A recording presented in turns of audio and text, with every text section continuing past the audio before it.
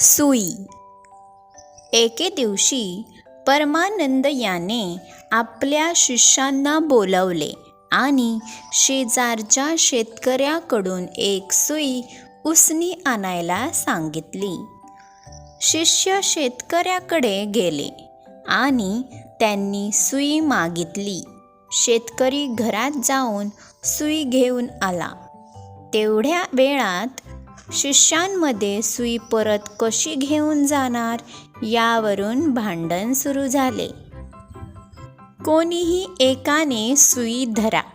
शेतकरी म्हणाला, महोदय, जे काही करू ते आम्हाला मिळून करावे लागेल.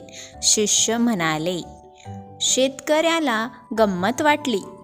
माझ्या शेतात एक नारळाचा बुंधा पडला आहे, त्यात सुई टोचा आणि घेऊन जा. त्याने हसून मिश्किल सल्ला दिला. शिष्यांना मात्र ही कल्पना फारच आवडली. त्यांनी बुंध्यात सुई टोचली आणि आपल्या गुरूंकडे बुंधा घेऊन गेले. सर्व गावकरी हे पाहून हसत होते, पण शिष्यांना त्याची तमा नव्हती. आपल्या शिष्यांना अशा प्रकारे बुंधा आणताना पाहून गुरु अवाक झाले. नंतर शेतकऱ्याला सुई परत करण्याच्या वेळेला सुद्धा शिष्यांनी बुंध्यातच सुई टोचून परत नेली.